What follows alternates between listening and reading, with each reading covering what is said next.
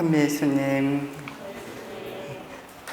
1년 반이 훨씬 지나서 정말 오랜만에 열리는 공개대학이고, 이제 내년부터 우리 좀 새로운 조금 더 진일보한 공개대학을 열려고 계획 중이에요. 그래서 온라인, 오프라인 지금 함께 진행하면서 첫 시도로 이번 학기에 또 여러 가지 좀 시도도 하고, 또 우리 이러한 시스템 갖춰보려고 노력하는 과정에서 이렇게 함께 해주셔서 너무 감사합니다. 지난 시간에 개강미사 하면서 여러 가지 취지 말씀드렸고요. 오늘 첫 시간으로 조선 후기 서학의 수용과 유학자들의 반응이라고 하는 주제로 이렇게 시작하려고 합니다.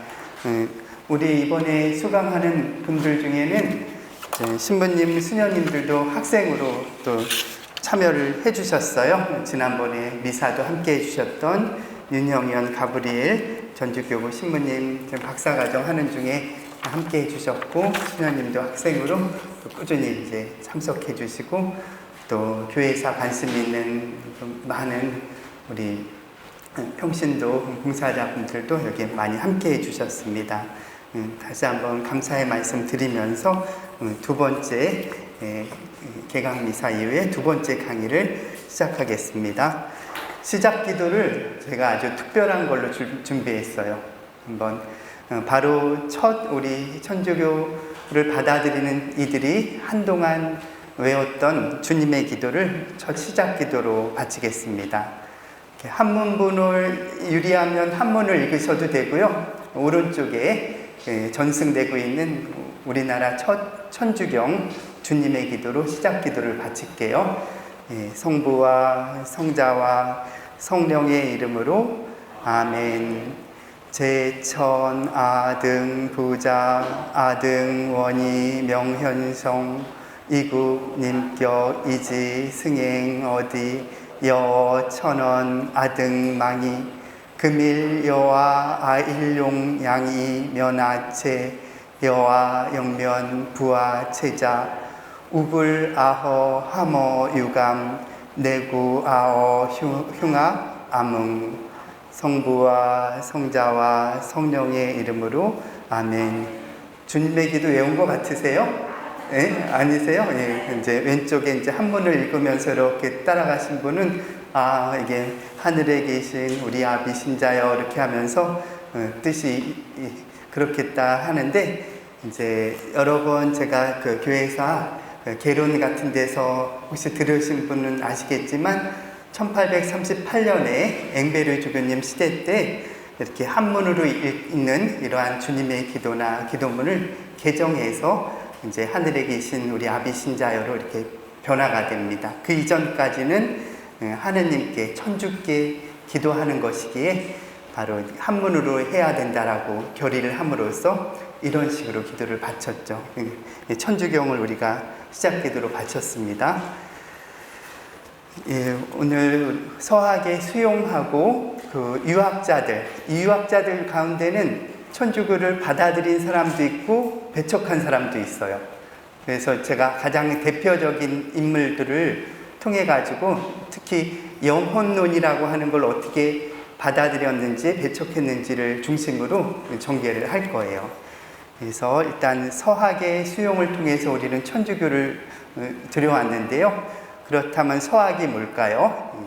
바로 우리 조선시대 때 르네상스라고 불리우는 영정조 시대 때, 특히 정조 왕 때 천주교가 들어왔다는 거 우리 다시 한번 생각해야 돼요. 다른 때가 아니고 바로 정조 시대 때, 정조가 40대 이렇게 성군으로서 이게 잘 균형을 유지하고 탐평책을 쓰시다가 너무 갑자기 돌아가셨죠. 바로 정조의 죽음과 함께 신유박해가 찾아오고 그 유명한 다산 정약용이 유배가고 바로 그 시점에서 천주교가 들어왔다는 거죠. 서학의 개념은 보통 이렇게 정의합니다. 서학은 말 그대로 서양에서 온 학문을 통칭해서 서학이라 부르고, 때때로 천학이라고 하는 말을 많이 씁니다. 그래서 안정복 같은 경우는 천학고, 천학문답 이런 글을 통해 가지고 서학이 어떻게 들어왔는지 또 그것이 어떤 위험이 있는지 그러한 것들을 밝힙니다. 그래서 서학이란 말도 쓰고 천학이란 말도 쓰고 때때로 실록 같은 데서는 양학으로도 나와요. 서양에서 온 학문이다 해서 바다 건너서 왔다 해서 바다 양자 써서 큰 바다 양자 써서 양학 이렇게 부르죠. 그리고 천주교 내에서는 천주학이라고 부르고, 근데 조정에서는 이 서학과 특히 서학 가운데서 이 천주학 부분은 바로 우리 유교와는 달리 이단이라고 해서 그 사악한 학문이다 직역하면 올바른 학문이 아니다라는 의미에서 사학이라고 정의해 있습니다. 그래서 이제 사학증이 신유박해 때 관련된 여러 천주교 문책했던 기록들을 모아놓은 것이 바로 사학증이 서학을 배척하는 그러한 책을 모아놓은 것이죠. 그리고 이 서학은 주로 어떤 통로로 들어오냐면요, 전적으로 중국을 통해서 한문을 통해서 들어옵니다. 그래서 그 책을 한역서학서 혹은 한문서학서 이렇게 부르죠. 그래서 돌아가신 선종하신 이원순 교수님께서는 이제 한역서학서라는 말을 많이 썼어요. 그래서 거기에는 의미가 있습니다. 명말 청초 시기에 예수의 선교사들에 의해서 여러 가지 한문으로 번역되었다는 거죠. 과학기술도 그렇고 첫 시도들이죠. 라틴어에서 유럽어에서 여러 의학기술 혹은 뭐 심지어는 무기술, 그리고 이제 여러 가지 천주학, 윤리학 이런 것들이 번역돼서 왔기 때문에 한역됐다라는 용어를 써야 된다. 한역서학서 이런 말로 많이 썼는데, 여하튼 한역을 했든 또 그것을 한문으로 지었던 한문으로 쓰인 것이 아니냐, 좀 더 넓게 한문서학서로 부르는 것이 좋지 않느냐 해서 요즘에는 한문서학서로 통칭해서 또 많이 쓰여요.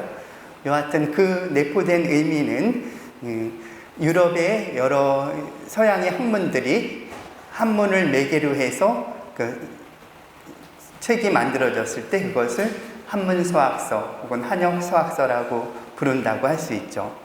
그런데 그 한문서학서가 들어오는 통로는 거의 유일하게 부경사행이라는 방식을 통해서 들어옵니다. 부경이 뭐예요? 나아갈 부자, 경자는 베이징, 북경을 가리키죠. 북경에 나아가는 그 사행원을 통해서 전적으로 책이 수입되죠.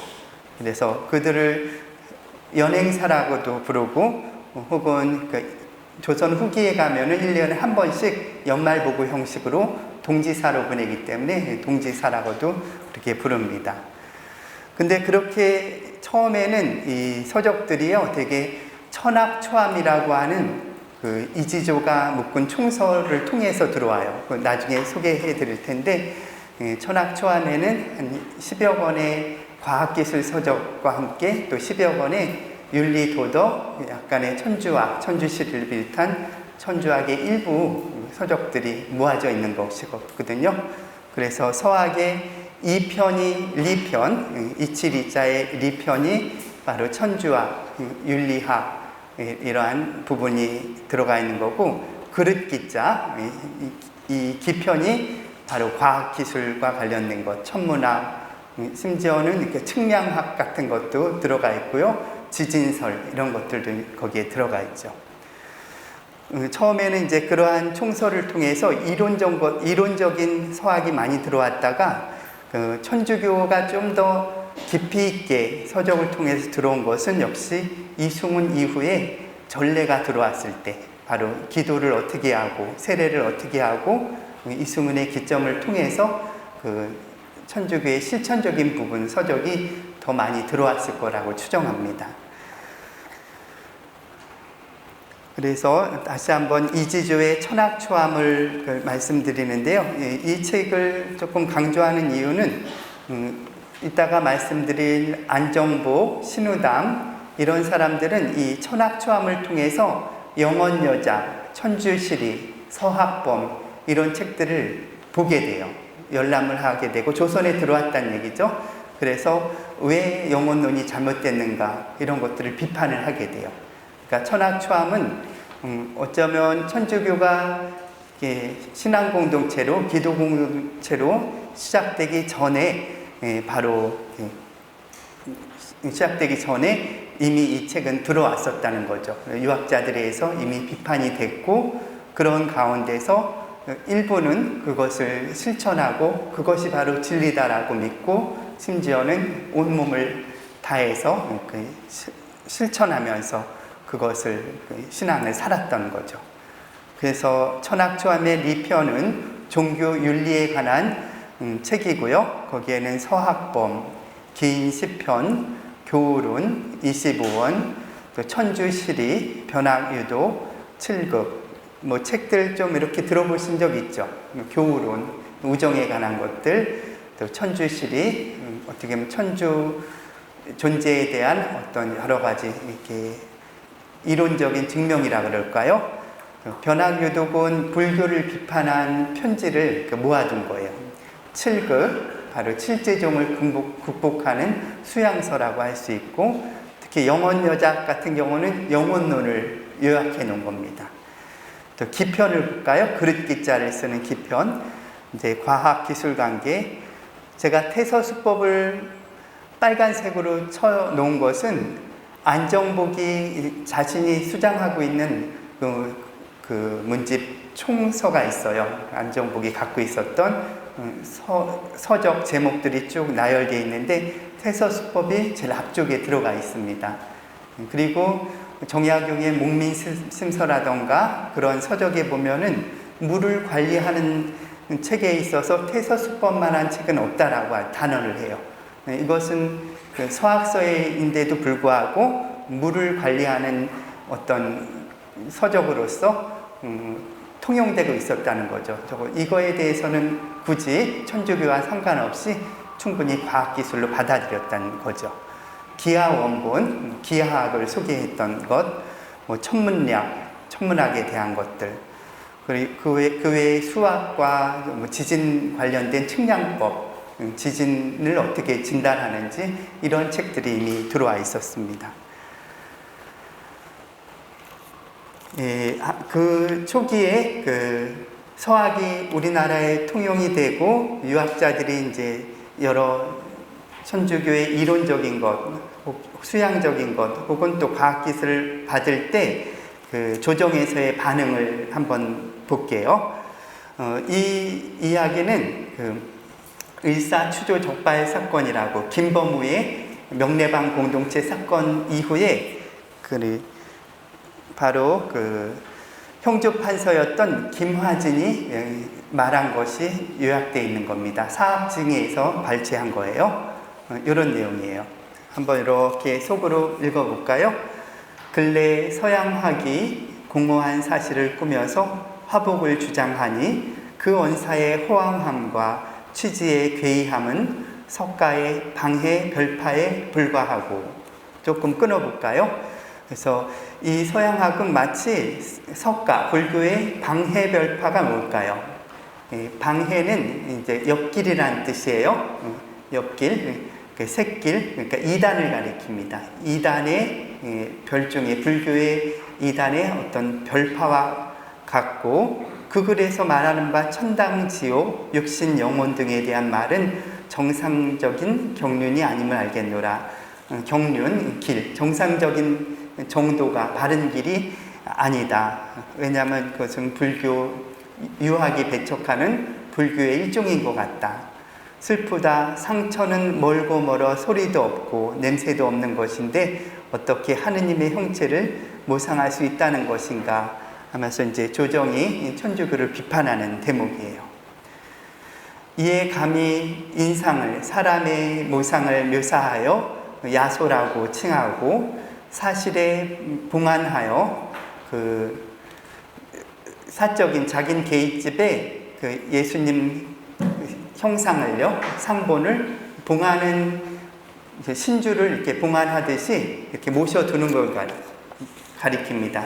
감실이나 내부 실내에 모시는 것을 봉안하여 정례로서, 이렇게 불교에서 땅을 머리까지 대고 하는 절을 행함으로써 숭배하니, 이렇게 만독한 죄는 무엇이 이보다 더 크겠는가. 방곡의 우매한 부류가 그 글을 간직하고 그 화상을 숭봉하는 자가 있으면 일체 태워버리고 깨끗이 씻어 범법하는 일이 없도록 그 뜻을 일일이 알리어라. 오구에 통촉하는 바이다 하면서 사학증에서 발췌했지만 바로 을사 추조욕발 사건 이후에 조정에서 공식적으로 발표한 글입니다. 그래서 이미 그 시기에 우리 천주교 공동체의 초기에 바로 이러한 기본적인 예식들이 있었다라는 거 우리가 알 수 있겠고요. 1788년에 정월 인일제라고 해서 원래 인일제는 과거 시험 중에 하나인데 고려시대 때부터 이렇게 쭉 유래한 겁니다. 정월 음력이었죠. 음력 정월 7일날 과거 시험을 보는데 이것은 누구냐면 홍나간이라고 윤지충 권상현 사건 때 그 진산에서 그 사건을 보고 아주 장문의 편지를 최재공에게 보냈던 그 인물이에요. 같은 남인인데 천주교를 그토록 배척했던 인물을 홍나간의 과거 답안지입니다. 과거 답안지가 때때로 남아있거든요. 3위로 이제 합격한 답안지인데 그 사설, 그 천주교의 사설은 횡행하여 천당지옥의 설로 어리석은 백성을 속이고 미혹시킴에 불과하나 세상이 바뀌면 보복당한다는 말과 임금도 없고 어버이를 업신여기는 이론에서 벗어나지 못하고 있으니 다만 불교의 환영일 뿐입니다. 슬픕니다. 황건은 그 부정물을 빙자하여 육합을 어지럽게 하였고 복통은 백령교를 일으켜서 한 모퉁이를 점령할 수 있었습니다. 과거에 이제 황건조 또 백령교도의 난을 빗대우는 거예요. 중국에서 이뤘던 난을 빗대어서 신이 듣건대 그 세욕이나 송제 등이 뭘 뜻할까요? 세욕, 송제는 뭘 뜻할까요? 세례와 고해성사를 뜻하는 거겠죠. 그러한 예식들이 이미 조금 진행되고 있다는 걸 알 수 있죠. 송제 등 여러 가지 괴이한 행동의 현상은 이런 부정물이나 백령교의 일종에 불과하여 책할 만한 것이 못되오나 이단으로 우리 정도를 해롭게 한다면 종묘 사직에 깊은 근심과 큰 걱정이 됩니다. 우리 바로 옆에 종묘 있죠? 여기 바로 종묘예요. 종묘. 그러니까 임금의 또 여러 신의를 모신 곳이 바로 이 종묘죠. 그래서 이 조선 왕조의 큰 근심과 걱정이 됩니다 하면서 경계를 하는 대목이에요. 근데 정조 임금은 어떤 입장을 갖고 있었을까요? 이게 상당히 중요하죠. 정조 임금은 이러한 실록에 이러한 대목이 나옵니다. 내 생각에는 우리의 도를 크게 밝히고 정학을 크게 천명한다면, 정학은 뭘까요? 주자학 중심의 조선 유학을 가리킵니다. 우리의 유교를 크게 천명한다면 이런 사설은 일어났다가도 저절로 없어질 것으로 본다. 그러니 그것을 믿는 자들을 정상적인 사람으로 전환시키고 그 책을 불살라 버린다면 금지할 수 있을 것이다. 대저 천주학 또한 성정을, 사람의 본 마음이에요. 본 성품을 주로 하며 세세한 것에서는 아주 자잘한 대로 들어간다. 정조도 이제 천주교 서적의 일부를 읽었다는 얘기예요. 이런 평을 한다는 얘기는 그 예는 우리 육아의 체와 심하게 다르지는 않으나 그 용이 상반되는 까닭에 말단의 패가 여기에 이른 것이다. 이게 아주 전형적인 유학에서는 이걸 채용설이라고 합니다. 이게 어떠한 사물을 평가한다던가 어떠한 그 제도를 운용함에 있어서 모든 것은 채용의 두 가지가 있는데 그 본체가 있고요. 그 본래의 그 모습이 있고 그것을 어떻게 활용하는지에 따라서 그게 달라진다는 거예요. 그래서 우리 유가나 서학이나 그 본체는 심이 다르지 않고 아마 좋은 본뜻이 있을 텐데 그 사용하는 방식에 따라서 달라지기 때문에 그러한 것을 경계해야 한다라는 것을 이제 얘기합니다. 그래서 정조가 살아있는 동안 기본적인 정조의 서학 정책은 일반적으로 특히 천주학에 대한 정책은 인기인 화기서라고 하는 이 6글자로 표현을 해요. 이것은 이제 인기인 화기서는 이미 이제 이제 문집에 이제 있는 말을 옮겨온 건데요. 직역을 하면은 사람은 그 사람은 사람답게 그렇게 다뤄주고 그 잘못된 서적은 태워버린다는 뜻이에요.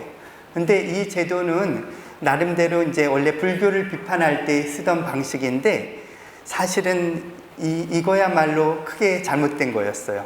정조는 그때마다 천주학이 있었을 때 서적을 태워버리거든요. 그래서 외교자각 도서에도 좋은 서학책들이 많이 있는데 천주교 사건만 발생하면 그 책을 태워 없애버립니다. 바로 그렇게 책을 못 보게 하고 없애버리고 하는 그 정책은 사실은 그 나라의 사회나 그 국가에는 치명적인 약점으로 작용해요. 어쩔 때는. 그게 어떻게 보면 정조의 서학 정책은 그 사람을 사람답게 해준 것은 참 올바랐으나 그 책을 태워버리는 이 정책은 사실은 신중하게 했었어야 되는데 이제 정조는 그게 나름대로 중립을 지키는 과정에서 이 정책을 펼칩니다. 유학자들의 이제 반응을 한번 볼게요. 오늘 그 내용의 본론으로 들어가서 반응을 한번 보죠. 성호 이익 부분에 성호 이익에 대해서 좀 간단히 살펴볼게요.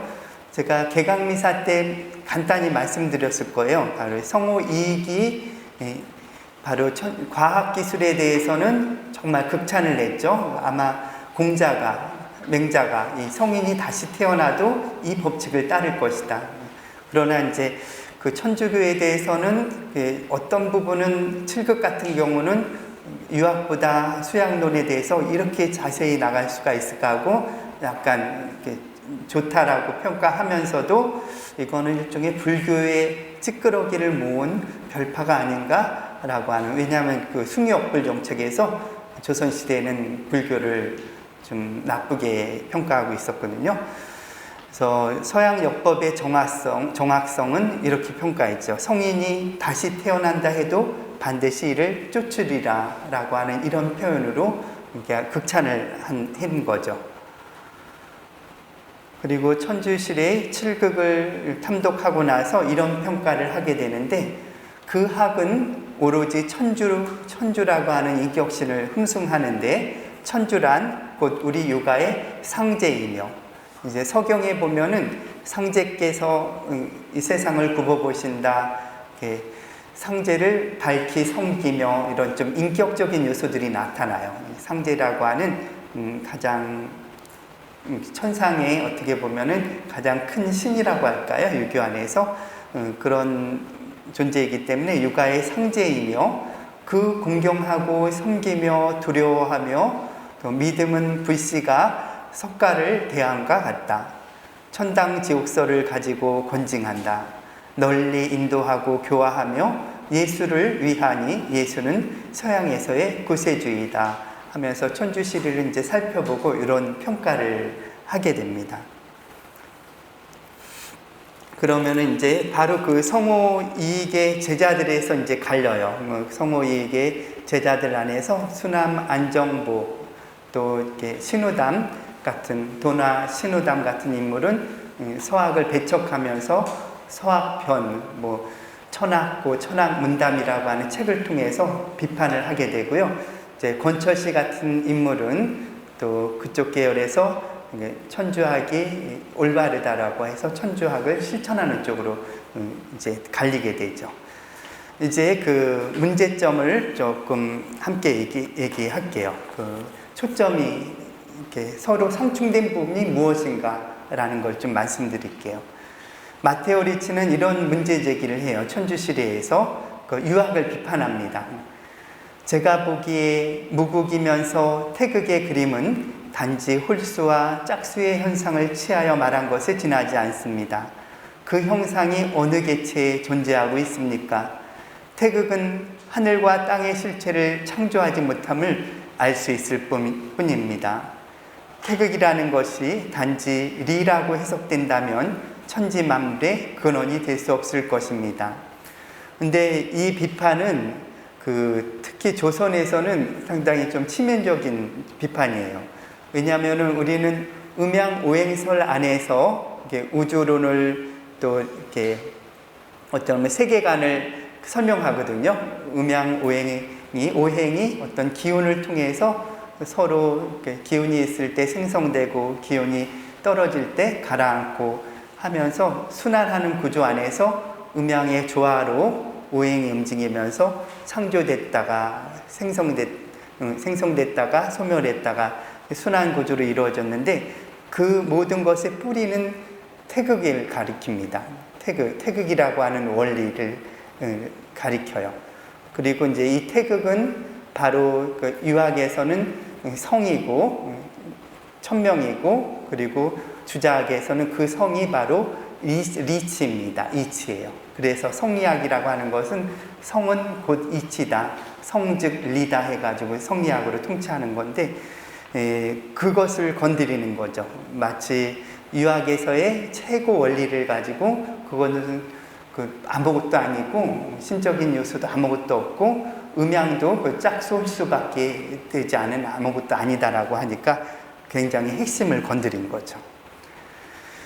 그래서 이는 곧 속성의 범주로서 제 스스로 자립할 수 없는데 어떻게 이성 능력과 지각 능력을 가질 수 있고 실체의 범주가 될 수 있겠습니까?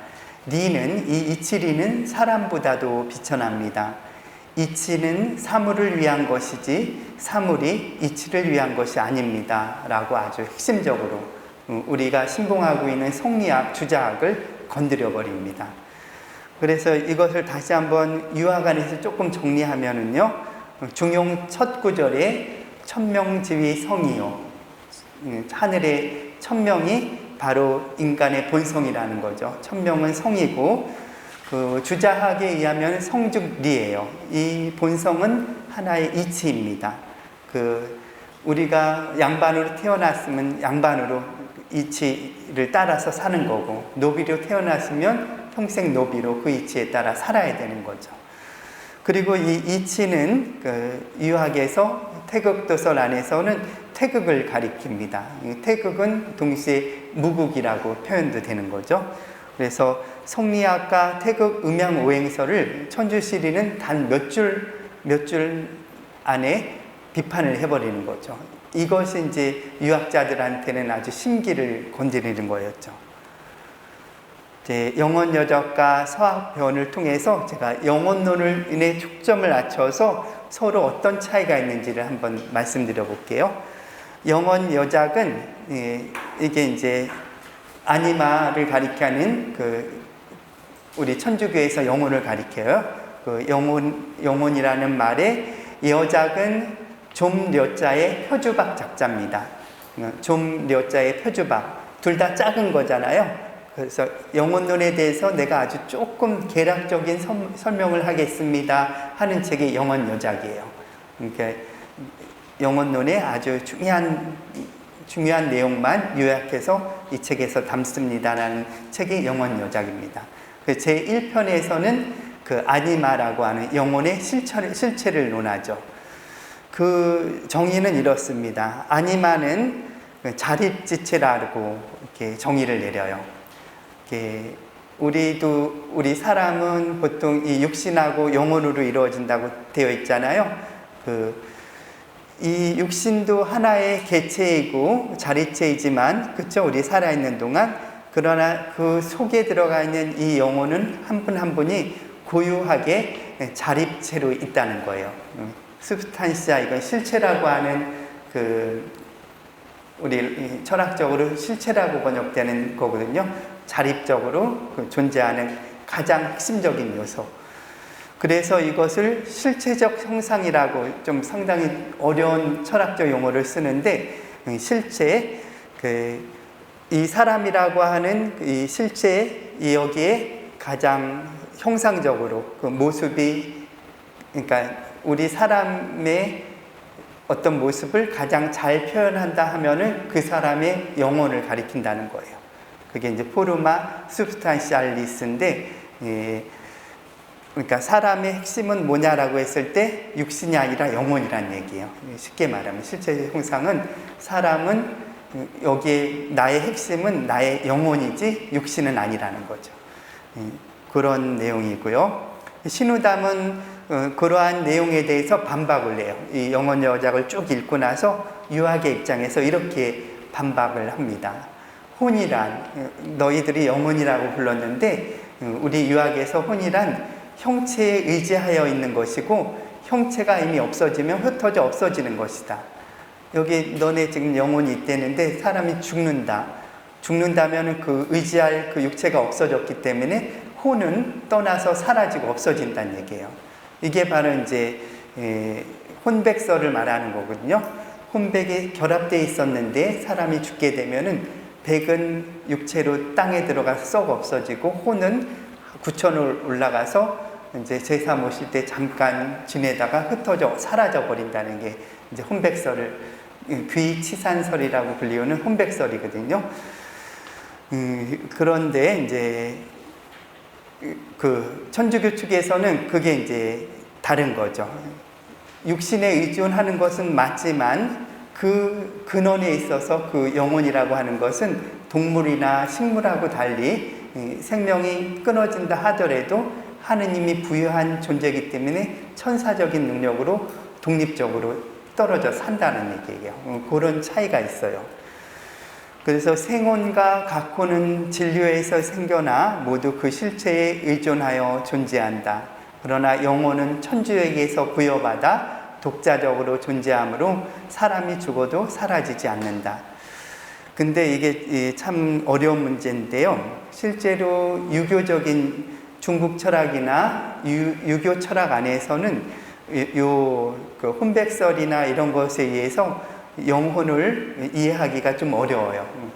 근데 또 반대로 생각해 보세요. 만약에 영혼이었다면 사람이 식물이나 동물이랑 뭐가 달라요? 동물은 죽으면은 육신만 남아서 사라지고 없다고 우리는 생각하잖아요. 그 사람이 똑같이 그런 식물이나 동물이라고 생각한다면 뭐가 달라요? 근데 유학은 그것에 대해서 설명하지 않아요. 그래서 어쩌면은 뭐 만물은 일체이다. 만물과 나는 일체이고 모든 것이 태극의 원리에 있는데 사람 하나에 작은 소태극이 들어가 있고 동물 하나하나에 소태극이 들어가 있다. 그러면은 동물하고 무슨 차이점이 있나요?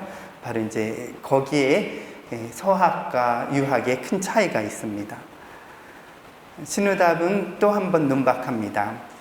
한 형체가 있고 나서 아이가 태어나잖아요. 한 형체가 있고 나서 혼이 들어가 있는 거지 먼저 혼이 따로 있다가 그 다음에 혼의 모상에 의하여 형체가 되는 것은 아니다. 그래서 우리 천주교회에서 채모라고 하는 그 설은 틀렸다라고 이렇게 단언을 하게 됩니다. 그러나 이제 이 말도 틀리진 않아요. 신우담이 말하는 것도 틀리지 않아요. 우리가 아이가 태어났을 때 그 태어난 형체 안에 혼이 들어가 있다라는 것도 맞는 말이에요. 그러나 그 혼이 어떤 혼이냐는 거죠. 그게 그냥 자연적으로 생명적인 동물하고 식물이나 똑같은 혼인가요? 아니라는 거죠. 사람에게는 아주 독특하게 천사적인 능력인 하느님이 만들어진 고유한 영혼이 들어가 있다는 거죠. 그런 차이입니다. 세 번째는 아니마의 능력을 논해요. 영혼자작에서는 그 영혼의 능력은 뭔가? 영혼의 능력은 일단 기능적인 능력은 세 가지가 있어요. 바로 생장하는 능력이 있고 지각하는 능력이 있고 그런 거죠. 생혼은 이제 양육, 성장, 출산하는 그 식물에게도 있는 거죠. 또 각혼은 운동 능력과 감각 능력이에요. 그 동물이 훨씬 더 잘 뛰고 뛰어난 감각을 갖고 있어요. 사람보다도. 그래서 좀 더 세분하게 들어가면 감각 능력은 외각이 있고 내각이 있고 아주 복잡합니다. 실제로 더 인식론으로 실제로 들어가면 훨씬 더 복잡해요. 근데 이제 신우담은 이것을 아주 간략하게 논박해요. 이렇게 복잡한 여러 감각, 이야기, 이런 얘기를 할 때, 이렇게 간단하게 논박해요. 사람의 지각은 마음이 하는 것이다. 심각 이외에 다른 지각은 없는 것이다. 모든 것은 자기 마음이라는 거예요. 내능이라는 것이, 내적인 능력이라는 것이 혼에 지나지 않음에도 어지럽고 어수선하게 말하여 처음부터 마음의 주제가 마음속에 있음을 언급하지 않고 있다 하면서 토마스 아퀴나스 신학, 토미즘의 인식론의 그 복잡한 그 이론적인 방식을 따르지 않습니다. 그러한 감각, 내각, 외각 구분하는 게 무슨 소용이 있느냐, 다 사람 마음이 하는 거지 하면서 이제 논박을 하게 되죠. 또 이제 영혼의 능력에는 이게 굉장히 중요한 내용입니다. 우리 그 천주교 실천을 했던 사람들은 이것을 다 기본적으로 알고 있었어요. 기함, 명호, 애욕이라는 거예요. 이게 오늘날에는 기억, 지성, 의지라고 번역이 되는데, 과거에는 이제 초기에는 이렇게 번역해요. 영혼의 기능에는 세 가지가 있는데, 바로 과거를 다시 끌어들이는 기억, 기함이 있고, 요 함자를 보세요. 기억할 기자에다 요 함자는 이제금에다가, 그러니까 입구자예요. 지금 머금고 있는 거예요. 그러니까 기억을 해서 지금 내가 그 기억을 소환시키는 것을 기함이라 부르고, 명호는 우리 명호가 났다라고 한 것은 이제 이성이 생겼다는 거예요. 이제 아이가 5살, 몇 살 넘으면 이제 명호가 생기는 거죠. 이성 능력이 생기는 겁니다. 애욕, 사랑을 가리킵니다. 그래서 기함에는 알았던 것을 그대로 기억하는 억기가 있고, 또 한 사물에서 다른 사물을 미루어내는 추기가 있고, 그래서 굉장히 복잡한 토미즘의 인식론 부분을 지금 얘기하는 거죠. 그래서 그 기억을 맡은 곳은 내당이라고 하는 뇌의 기능 안에서 이루어지고, 영적인 그 기함, 영적인 기억을 가진 것은 형상 없는 사물을 기억하기 때문에 오직 사람에게만 있는 기능이다 라는 거죠. 내당 같은 경우는 동물도 있을 수 있어요. 동물도 기억을 하거든요. 신우담은 이렇게 반박합니다. 마음이란 광명하고 발동하는 신명의 집이다. 허령지각하여. 허령은, 그러니까 지각이라는 게 너무 신비스러워서 유학에서도 허령지각이라고 얘기를 해요. 이렇게 우리가 아이가 태어나서 기억하고 말을 배우고 이게 신비롭잖아요. 그래서 허령지각하여 한 몸의 주제가 되는 것이니 기억, 사유, 수작하는 것이나 행동하는 것, 그 어느 것이나 마음이 하는 바가 아닌 것이 없다 해서 다시 모든 것은 마음심에 달려있지 이런 어수선하게 뭐 감각이니 이런 것들, 기억, 지각 이런 구분할 필요 없다라고 이제 반박을 하게 되죠. 그리고 이제 영혼 여작에는 이런 대목이 나오는데, 좋아한다는 것에는 즐거움을 좋아하는 것이 있고 이익을 좋아하는 것이 있고 의로움을 좋아하는 것이 있다라고 이제 영혼의 기능을 구분을 하는데, 다산에 혹시 성기호설이라고 들어봤어요? 다산 정약용은 인간의 감성이 자기가 이제 좋아하는 것을 쫓아가게 된다라고 하는 그런 주장을 하게 되거든요. 그것은 전적으로 천주교의 영향이라고 저는 생각해요. 그래서 천주교의 영향을 많이 받게 된 거죠. 신우담의 논박을 또 볼게요. 군자는 선을 하되 복을 받기 위한 것이 아니라는 것은 앞에서 이미 말하였거니와 서학이 이와 같이 오로지 리라는 글자에서 나왔음을 보일 뿐이다. 이제 왜냐하면 영혼 여작에 보면은 영혼이 이러한 기능을 갖고 영혼이 사는 것은 결국은 올바로 의로운 일을 한 사람에게 결국에는 그 영혼의 복을 가져다 주기 때문이라고 하는 대목들이 나와요. 그러니까 결국은 그 서학은 죽어서까지 이익을 챙기는 나쁜 집단이구나 라고 그렇게 몰아가는 거죠. 그래서 서학은 역시 이익 리자로 기결되는 학문이다 라고 단죄를 시킵니다. 이게 바로 신우담의 서학변에서 영혼 여자 천주실이 또 서학범이라고 하는 책을 이렇게 비판하는 대목이에요. 또 이제 끝으로 이제 영혼 노래 가장 마지막 부분을 정리해 볼게요. 아니마의 존엄이 천주와 비슷한을 노남. 영혼 여장에는 제일 마지막 단락에 영혼하고 사람이 지닌 이 영혼하고요, 하느님하고 비슷한 것을 정리해줘요. 하느님과 영혼의 유사성. 천주의 본성은 본래 스스로 만족하며 인간의 영혼 역시 자립하는 실체이므로 천주와 비슷하다. 천주의 본성은 진료와 형상도 없고 보편성과 개별성도 없으며, 이 빨간 줄을 보세요. 아니마의 본성도 역시 단순하여 진료도 형상도 없다. 천주가 불멸하듯이 영혼도 불멸한다. 이런 식으로요. 천주가 우주에 충만해 있듯이 영혼은 온 육체에 충만해 있다. 천주가 만물의 처음이며 작용의 처음이듯이 영혼은 육체적 능력과 그 작용의 그 처음이다, 근원이다 라고 하면서 이제 하느님하고 이 영혼이 유사하다라고 하는 거죠. 창세기에서 우리와 같은 사람을 만들자라고 했을 때 그것은 천사적인 능력인 영혼의 유사성일지도 모르겠어요. 신우담의 논박입니다. 아니마를 혼이라고 했지만 음양에 굽히고 펴지는 것의 자취에 대해 언급함이 없고 우리 유학에서 말하는 혼과는 전혀 다르니 이것은 실로 혼이 혼되는 까닭을 모르고 있는 것이다. 음양 오행설이나 태극설 이런 것들을 또 얘기 안 하고 오로지 영혼만 강조하니까 이것은 우리 유학하고 다르다.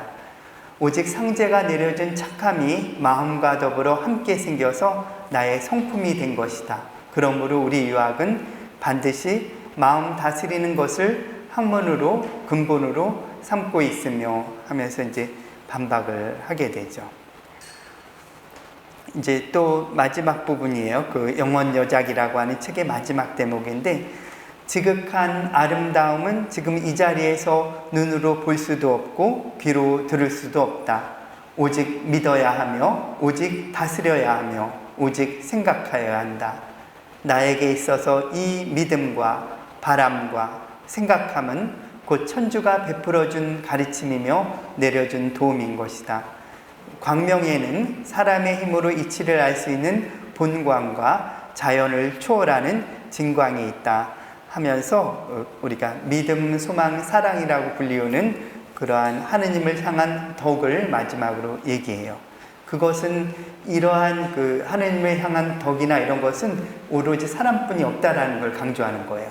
사람의 영혼이 있기 때문에 그것이 가능하다는 거죠. 동물에는 그게 실제로 없죠. 신우담은 이렇게 반박합니다. 진광, 참된 광명이 이치 위에 있다고 말하였는데 이것은 이치로서 따질 것이 못 된다. 이치로 따질 수 없는 것을 어떻게 그것이 있는지 없는지를 증언할 수 있는지 알 수 없다. 저들의 이른바 지극한 미호라는 것은 허구의 설이요 본래 증언할 만한 실이 없는 것이므로 이렇게 반박을 해요. 신우담의 이 반박도 유학 입장에서는 상당히 세밀하게 들어온 거예요. 아무리 사료를 다하여 탐구를 다하더라도 반드시 혼미하여 소득이 없으며 어리석고 멍청함을 벗어날 수 없음은 너무나 당연한 일이다. 우리 유학은 그와 달라서 참된 마음으로 참된 이치를 탐구하며 알되 정미를 기하고 더욱 명확을 기하고 있다. 서학의 허의를 알 수 있다라고 이제 반박을 해요.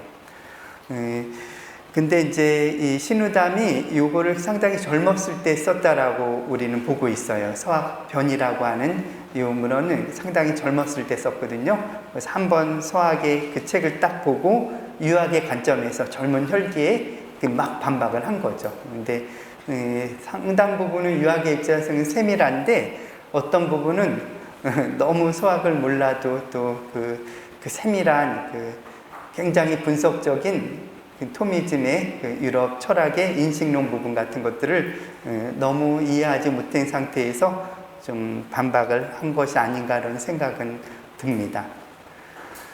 이제 조금 이제 넘어가서요. 이제 세밀한 비판에 대해서 좀 넘어가서 조금 정리를 해보면요. 이익은 천주실이 비판을 하게 되는데 좀 더 성호 이익은 굉장히 넓은 사람이었어요. 굉장히 서학책에 대해서 자세히 알고 천문학, 수학 이런 거에 뛰어난 분이었고 천주실이 발을 쓰면서 이러한 아주 실질적인 비판을 해요. 유럽의 동쪽에 유럽의 가르침을 듣지 못한 곳에서도 유럽과는 다르다 해도 천주에 드러난 자치, 여러 영험한 이적들이 어찌 없을 수 있겠는가. 다 유럽 말고도 다른 데에도 여러 기적들이 온 세상 곳곳에 있지 않겠는가. 만약 천주가 아래 세상 인간에 대한 자비심을 갖고 인간 세계에 나타나서 알려주고자 한 것이라면 억만 지역이 다 자비를 베풀 만한 곳인데 어찌 한 지역에만 제한하겠는가. 그렇다고 천주가 두루 다 다니면서 이끌고 깨우쳐 주려 한다면 너무 수고로운 것이 아니겠는가 하면서 왜 유럽의 일부 지역 또 고대 근동의 이스라엘 땅에만 예수님이 나타나 가지고 그렇게 이제 믿게 했고 그 세계 곳곳에 그분이 직접 다 다니려면 얼마나 수고롭지 않는가 하면서 좀 실질적인 비판을 해요. 예수님이 마치 주교유지에서 예수님이 이 땅에 내려왔으면 우리도 보고 믿지 왜 하필 저 땅에 내려와서 이렇게 우리를 이렇게 못 믿게 하느냐라고 이렇게 질문을 던지거든요. 이제 정약종은 일단 예수님이 내려온 것을 행한 그 진리를 보고 듣고 믿으면 그만이지 그것까지 따지느냐 하면서 대답을 하거든요. 안정복의 천안문답이에요. 사람의 심장이 가슴 속에 있으면서 신명의 집이 되어 온갖 조화가 거기서 나온다. 오직 이 하나의 마음만이 천성의 근본을 둔 것이다. 만약 이 마음을 붙잡아 보존하여 그 본성을 유지함으로써 우리 상제께서 부여한 천명을 잊어버리지 않는다면 하늘을 섬기는 도리가 여기에서 벗어나지 않을 것이다. 그런데 어찌 굳이 서양 선비처럼 밤낮으로 기도하고 간구하며 지난 잘못의 용서를 빌고 지옥에 떨어지지 않게 해달라고 기구하기를 무당히 기도하듯이 하는가. 이게 무슨 얘기냐면은 유학에서는 그냥 사람 마음이 인심이 도심이요. 자기 본성을 있는 그대로 살고 자기 처지의 신분에 맞게 행동하고 장유유서 이러한 유학의 어떤 도리를 그대로 살면 하늘이 알아서 천명이 알아서 그 본성을 이렇게 인도하게 되는 건데 저절로 되는 건데 굳이 용서를 빌고 기도하고 뭐 그럴 필요가 있느냐라고 하는 순박한 유학 입장에서의 비판이죠. 수남 안정복도 대단한 분이에요. 동사강목이라고 하는 우리나라의 역사를 정리하신 분이고 굉장히 많은. 근데 이 안정복은 예를 들면은 신우땅 같은 사람하고도 이제 편지를 쓰고 그러면서 막 비판을 하니까 너 함부로 비판할 게 아니다. 천주교는 좀 더 자세히 살펴가지고 제대로 비판해야지 그렇게 천주교가 만만한 것이 아니다라고 하면서 권철신 같은 이한테 편지를 보낼 때 이런 얘기를 해요. 자네들 요즘 그 젊은 남인들이 모여가지고 천주학을 하는 모양인데 이렇게 잘못하면 정치적으로 서로 갈라서 있는 이런 형편에 괜히 그것이 빌미가 되어가지고 너희가 그 정치적으로 다칠까봐 걱정이 된다. 그러한 부분은 좀 조심해서 하길 바란다라고 하는 그런 대목들이 나타나요. 그래서 굉장히 신중했던 분이고 이제 그러한 천주학 비판에 대해서도 그냥 무턱대고 하는 게 아니라 좀 더 이치를 따져가면서 옳은 거 옳다라고 인정해가면서 비판했던 인물이기도 해요. 이제 우리 천주교 입장인 거예요. 이제 정약종의 주교유지가 있잖아요. 우리는 한글교리서가 나오는데 그 영혼론에 대해서 이렇게 글을 남깁니다. 사람이 죽은 후에 영혼이 있어 상과 벌을 받나니라.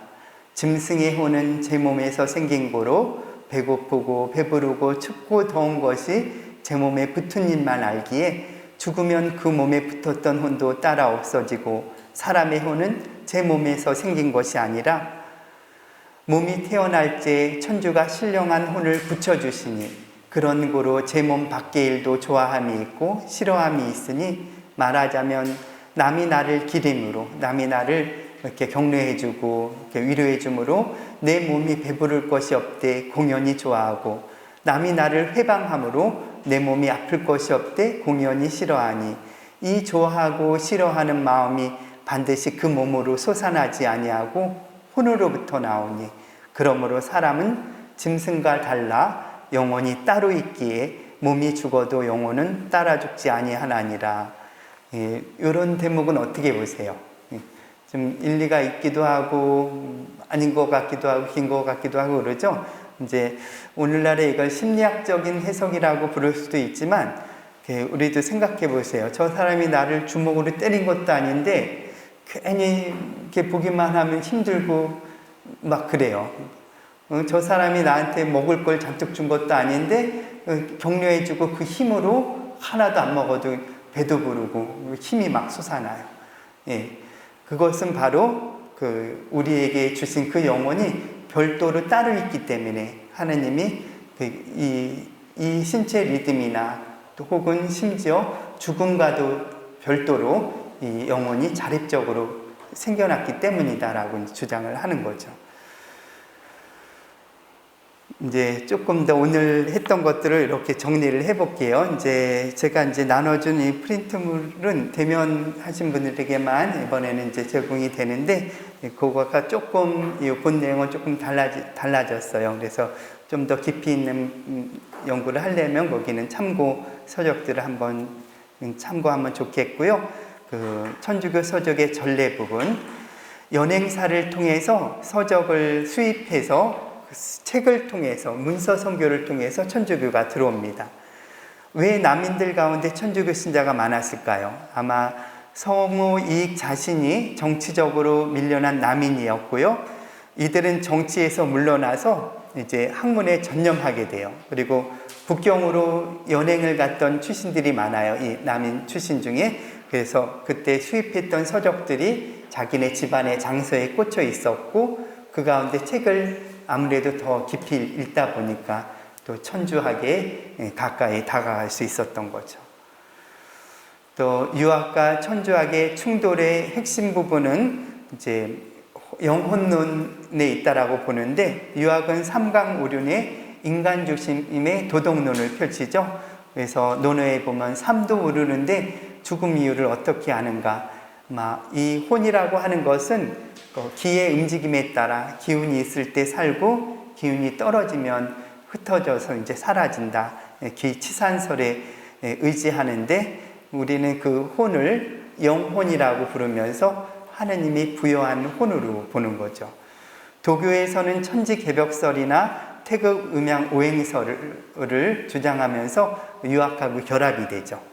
천주학에서는 창조론과 영혼불멸설, 또 나중에 그 영혼이 천당이나 지옥으로 간다라고 하는 천당 지옥설을 주장하는데, 유학자들 눈에는 천주교는 불교의 별파이고 아류로 볼 수 있었다는 거죠. 그래서 천주교 서적의 전례는 아까 말씀드렸듯이 처음에는 명말청초에 예수의 선교사들이 한문으로 번역된 것들이 여러 방식으로 이렇게 수입이 되는데, 천학초암이라고 하는 이 총서가 아주 초기에 들어온 것 같아요. 왜냐하면은 안정복이나 이익, 특히 성호 이익이 가장 선배인데, 그들이 본 책이 이 책에 밖에 벗어나질 않아요. 거의 이 책에다가 조금 더 추가된 정도 수준이니까 총서인 천학초암이 들어가 있었고, 그 이후에 이승훈의 세례와 함께 여러 실천적인 교리서, 또 전례서, 기도서, 묵상서가 한 번에 많이 들어오기 시작하는 거죠. 신유박해 이전의 천주교 서적은 무려 그때 이렇게 압수해가지고 태워진 책이 211여 권 정도가 나타나는데, 79종 130여 권이 한글 번역본이에요. 79%가 한글이에요. 그러니까 이미 그 시대에는 많은 이들이 한글로 읽어야 되는 중인이나 천민까지 다 내려갔다는 거죠. 성경직회 강의, 천주 성교 일가, 기도서, 묵상지장, 어떻게 묵상을 해야 하는가, 한글 교리서, 주교유지, 요리문답, 이러한 책들이 있었던 거죠. 천주교 서적은 양반 중인 중심의 초기 교회에는 한문본을 그대로 썼다라고 생각하고, 그 이후에 한글이 필요한 사람을 위해서 한글 번역, 언문본이 생기기 시작합니다. 최창현 등이 번역을 맡아서 여러 방식으로 번역이 됐고, 한글 교리서를 인준받아서 필사의 형태로 읽게 돼요. 1861년 이후에 한양에 목판 인쇄소가 생겨가지고 목판본으로 간행하고, 1876년에 선교사들이 병임박해 이후 다시 들어와서 활판본으로 간행되기 시작합니다. 그래서 필사본을 거쳐서 목판본을 거쳐서 또 활판본으로, 연활자본으로 이제 발전하게 됩니다. 그래서 몇 가지 이렇게 사진을 좀 보여드리는데요. 천주강생 성경집계, 한문으로 되어 있는 복음 해설서였죠. 초기부터 이게 번역돼서 전승되고 있어요, 우리한테는. 이런 방식으로 이렇게 한글에 유시의 가리리아 까나촌에 혼인하는 잔치 있어. 오늘날의 매일 미사 정도에 해당될까요? 매일의 복음, 매일 주일의 복음이 여기에 들어가 있고, 해설과 묵상할 주제가 담겨져 있습니다. 본기도도 들어가 있고요. 성교 예규, 바로 여기에는 그 장례 예식이 들어가 있습니다. 상장례 예식이 여기에 들어가 있고, 회제직지라고 하는 책, 목판본이죠. 이렇게 회제직지, 고해를 예비하거나 대제를 범하고 신사를 만나지 못하여 상등통해를, 그러니까 사제를 만나는 게 너무 어려우니까 뉘우치는 것 자체로, 통해 자체로 고해성사를 완성시키는 방식, 회제직지. 이게 1864년이니까요. 병임박해 2년 전에 인쇄가 됩니다. 그리고 성찰기라, 이것은 좀 더 뒤에 나중에 개항기에 나온 것으로서 활판본이에요. 활판본하고 목판본 구분은 어떻게 할까요? 이제 실제로 이렇게 육안으로 책을 좀 만져봐야 더 확실한데, 이렇게 흘림체로 그대로 나타나는 것은 되게 목판본이라고 보시면 되고요. 그래서 목판본을 찍을 때 이렇게 종이에 글씨를 쓴대요. 쭉 쓰고 이것을 거꾸로 뒤집어서 그걸 보고 판각을 시키기 때문에 거의 필사하는 그대로 방식이 나타나요. 근데 활자본은 확실하게 글자마다 떨어지죠. 활자로 집어넣어서 인쇄를 하니까. 그래서 성찰기락은 천주강생 1890년에 바로 이렇게 연활자본으로 인쇄가 됩니다. 그래서 이제 1시간가량 오늘 조선 서학의 수용과 또 유학자들의 반응을 주제로, 특히 영혼론을 중심으로 제가 좀 설명을 해드렸어요. 상당히 좀 철학적인 얘기라 재미없었을 것 같아요. 지루했을 것 같아요. 그래도 이제 우리 유학자들과 천주교 신자들이 이렇게 영혼을 이해하고 또 받아들이고 혹은 배척했구나라는 거 다시 한번 되새겼다라는 생각이 들고요. 또 오늘 한 2개의 책을 소개해드리고 싶은데요. 하나는 이제 나중에 우리 연구소에서 이것도 좀 잘 볼 수 있는 책을 하나 만들까 싶은데, 정약종의 주교유지라고 하는 책 안에 영혼론 이외에 초기 교회 여러 교리 같은 것들이 잘 요약되어 있어요. 그래서 이런 책을 이제 연구소에서 조만간 좀 좋은 좀 대중서로 만들 생각이 있는데, 주교유지 책을 참고하면 좋을 것 같고요. 이 한국 천주교의 시작 이전에 여러 임진왜란과 혹은 일본 교회사와 관련된 여러 이야기, 또 우리 국내에 있는 외성 이야기가 이렇게 다 묶여져서 우리 동인의 감사로 있는 박형무 선생님께서 책을 하나 냈어요. 이것 좀 소개해드리고 싶어요. 아주 중립적으로 잘 정리하시고 10년, 20년 넘게 연구하신 것을 책에 담아놨는데, 임진왜란과 조선 그리스도교 전사 이것을 혹시 관심 있는 분들 두꺼운데 잘 읽혀요. 이게 재미나게 잘 쓰셔서 꼭 좀 선전해 드리고 싶어서 제가 소개를 해 드리고요. 이 앞부분에 보면은 그 천주교가 들어오기 이전에 여러 가지 임진왜란 때 이렇게 선교사가 세스페데스 선교사가 왔던 이야기부터 또 우리 외성이 성립하는 여러 가지 이야기들이 잘 정리되어 있습니다. 그래서 천주교가 들어오는 배경을 이해하는 데 도움이 될까 해서 두 개의 책을 소개해 드립니다. 오늘 시작 기도와 마찬가지로 마침 기도도 알 수 없는 기도문 하나로 마칠 겁니다. 우리 최초의 성모송으로 마침 기도 하겠습니다. 성부와 성자와 성령의 이름으로 아멘.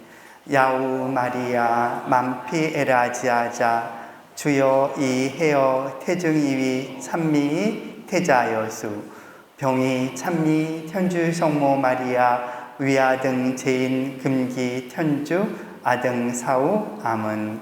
성부와 성자와 성령의 이름으로 아멘. 성모송 같지가 않죠? 네? 요거 하나만 설명해주고 성모송 다시 한번 마칠게요. 만피는 가득히 입으시다. 이제 에라지아는 아마 중국어 발음으로 어라지아인데 그라시아의 음역 같아요. 그러니까 그라시아를 은총을 가득히 받으신 이여라고 하는 뜻이에요. 딴 거는 이제 거의 비슷한 것 같고요. 그래서 이제 우리 로사리오 성월인데 성모송 바치고 마침 기도할게요. 성부와 성자와 성령의 이름으로 아멘. 은총이 가득하신 마리아님 기뻐하소서. 주님께서 함께 계시니 여인 중에 복되시며 태중의 아들 예수님 또한 복되시나이다.